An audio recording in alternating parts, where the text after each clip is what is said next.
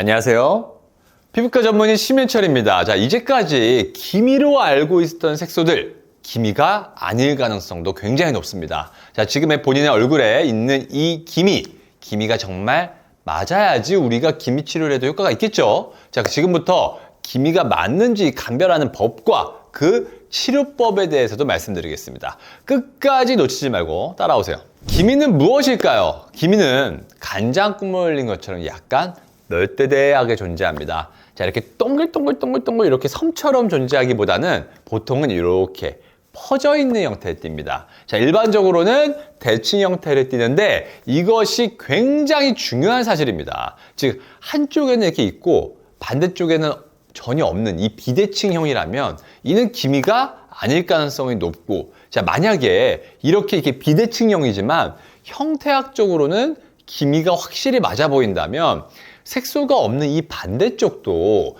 기미가 안쪽에 존재하고 현재 눈에 잘 보이지 않는 상태일 가능성이 높습니다. 제가 이것을 수면 아래에 있다고 표현을 하는데, 이렇게 한쪽에는 기미가 확실해 보이는 상황에서 반대쪽 위치를 막 안 보인다고 레이저로 신나게 막 빵빵빵빵 때리다가 눈에 안 보였던 이 반대쪽 부분도 기미가 싹 올라오는 상태가 될 수 있으므로 한 측에라도 기미처럼 보이는 부분이 있는 경우에는 의사가 시술 시에 굉장히 주의를 해야 합니다. 지금부터는 기미와 감별해야 하는 질환들에 대해 알아볼 텐데, 첫 번째는 에브놈이라는 것입니다. 자, 이렇게 감별해야 되는 이유는 기미는 다른 색소 질환과 치료가 완전히 다르고 또 치료도 한 가지가 아니라 여러 방법이 총공격이 들어가야 되기 때문입니다. 자, 그래서 반드시 정확한 진단이 중요한데, 대표적으로 감별해야 할 질환은 바로 이 ABNOM, 에브놈입니다. Acquired Bilateral Nevus of Otal-like Macules의 줄임말로 직역하면 후천적으로 생기는 양측성에 존재하는 오타 모양 비슷한 모양의 반점의 줄임말로 그냥 오타 모방과는 다릅니다. 자, 보통 20대 이후에 생기고 이 양측성으로 생기기 때문에 기미와 굉장히 시기적으로나 모양이 비슷하겠죠. 자, 그래서 착각을 하는 경우가 많습니다. 위치는 요 광대, 관자놀이, 눈꺼풀 위, 콧망울, 이마 같은 부위에 주로 존재합니다.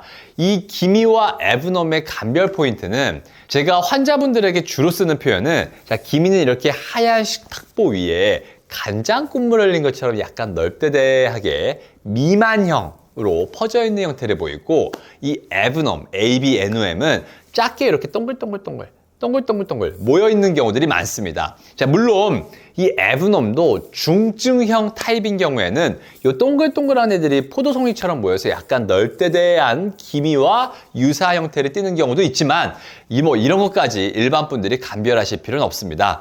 근데 이러한 에브놈은 이 기미로 착각되는 것뿐만 아니라 그냥 이 표면성 잡티병변으로 착각되는 경우들도 많은 것이 문제입니다. 자, 그래서 저희 병원에서도 이 에브놈을 다른 병원에서 그냥 다 한 번에 그냥 막 깎아버려서 오신다거나 막 고출력 치료로 치료받고 오셔가지고 막 색소 침착에 거기에 막 피부 함몰까지 생겨서 오시는 분들이 많습니다. 그 다음 감별해야 할 질환은 바로 흑자입니다. 자, 이 흑자의 정식 명칭은 일광성 흑자입니다. 자, 일광성, 즉 햇빛 때문에 생기는 갈색 반점인 것입니다.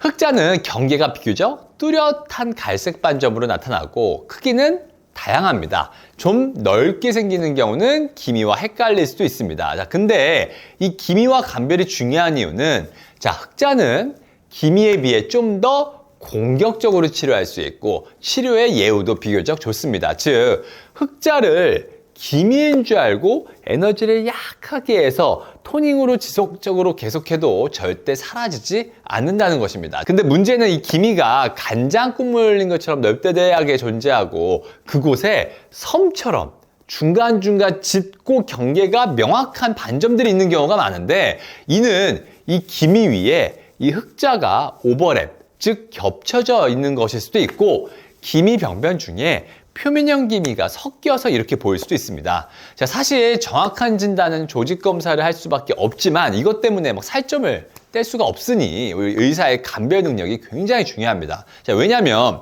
기미가 이렇게 밑바닥에 깔려 있고 그 위에 이제 흑자가 섬처럼 이렇게 둥실둥실 이렇게 위에 있으면 기미 치료 따로, 그리고 그 사이에 섬처럼 떠있는 흑자 따로 이렇게 치료가 들어가야 하거든요. 자, 네 번째는 기미의 치료입니다. 자, 일단 기미의 치료는 너무나 다양합니다. 기미는 이 햇빛, 즉 자외선뿐 아니라 유전적 요인, 호르몬적인 요인, 만성 염증 등등 이제 너무나 다양한 원인으로 일반 색소와 다른 만성 질환이라고도 설명을 합니다. 자, 그러므로 치료도 다양한 방법으로 총공격이 들어가야 되겠죠. 자, 저희 병원에 오시는 분들 중에 이 기미 환자분들은 뭐 레이저나 피부관리 치료 말고도 무슨 먹는 약, 뭐 바르는 약, 뭐 주사 이렇게 주입을 하기도 하는 등 여러 치료가 복합적으로 들어갑니다. 아직까지 물어보시는 분들은 없었지만 혹시 속으로 예전 병원에서는 그냥 레이저만 했었는데 여기는 무슨 뭐 이것저것 하라는 게 많아 하실 수 있는데, 자, 아닙니다.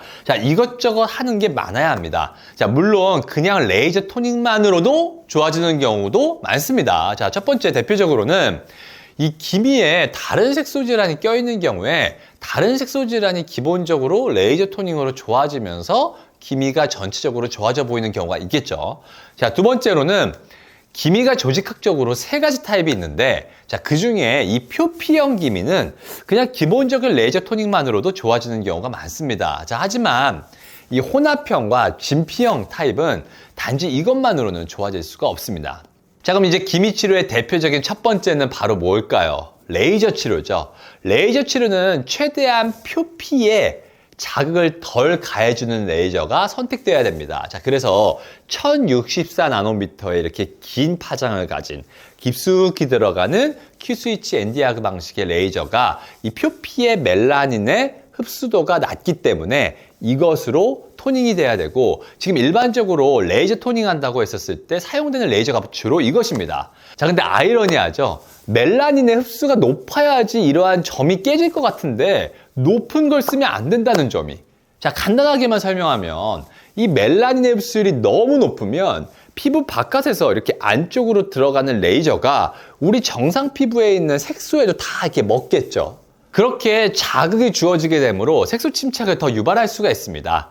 자, 기미는 출력을 약하게 해서 치료가 들어가지만 앞에서 설명드렸던 에브놈, ABNOM 같은 경우에는 출력을 나름 좀 높여서 공격적으로 치료해야지 더 빨리 치료가 될 수 있습니다. 근데 기미와 이 에브놈을 감별을 잘 못해서 기미에다가 출력을 너무 높게 때린다면 기미가 더 악화될 수가 있겠죠. 자, 반대로 이 에브놈에다가 기미인 줄 알고 너무 낮은 에너지로 치료한다면 50번, 60번에도 색소가 안 빠질 수가 있습니다. 두 번째는 먹는 약입니다. 대표적인 건 트라넥사믹 엑시드라고 하는 물질을 이렇게 저용량으로 쓰는데요. 이런 경우에는 각질세포에서 나오는 분자 물질들이 억제돼서 기미치료 효과를 보입니다.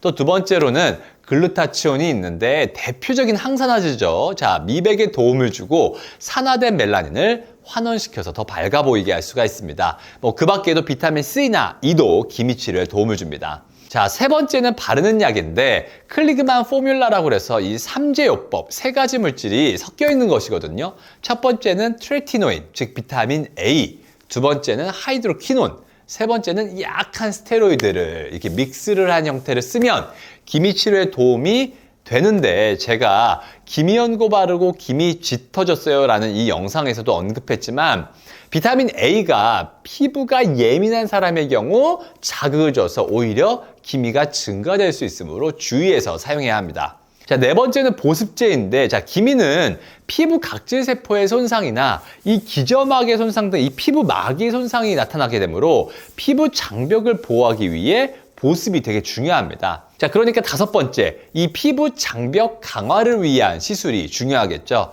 피부 장벽이 이 기미 치료에 굉장히 중요한데, 피부 장벽이 손상받은 사람들은 별로 강하지 않은 레이저 치료에도 기미가 확 안 좋아질 수가 있습니다. 자, 저한테 오시는 환자분들 중에 원장님, 저 다른 병원에서 레이저 토닝 받고 기미가 확 올라왔어요 라는 분들이 많으신데, 자, 만약에 그 병원이 모든 환자분들이 다 그렇게 기미 올라가게 만들었다면 병원 망했겠죠. 자, 그게 아니라 그 환자분이 뭔가 다른 사람과 비슷하게 에너지를 가해줘도 기미가 자극받을 만한 상황인 건데, 자, 이게 바로 피부 장벽입니다. 자, 그러므로 이 피부 장벽을 강화시켜야지 기미에 대한 더 적극적인 치료를 하더라도 기미가 악화되거나 재발하지 않을 수 있습니다. 자, 이를 위해서는 PDRN, 리쥬란 힐러 등의 이 스킨 부스터와 그 밖에도 피부 자백을 강화시키는 생활 습관 교정 등을 해볼 수가 있습니다.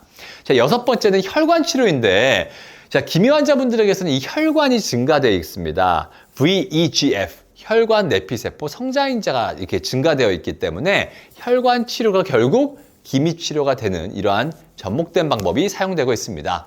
자, 7번째는 선크림입니다. 가장 기본이죠. 자, SPF 50 이상의 제품을 3시간 간격으로 덧바르는 것을 추천드립니다. 자, 이것은 기미뿐 아니라 모든 색소 질환의 악화를 예방하기 위해 필요합니다. 자, 본인 피부에 있는 색소를 무조건 기미라고 생각하지는 마시고 정확한 진단을 통해서 정확한 치료를 받아야 하겠습니다. 지금까지 더셀 피부과 대표 원장, 더셀랩 화장품 대표 심현철이었습니다.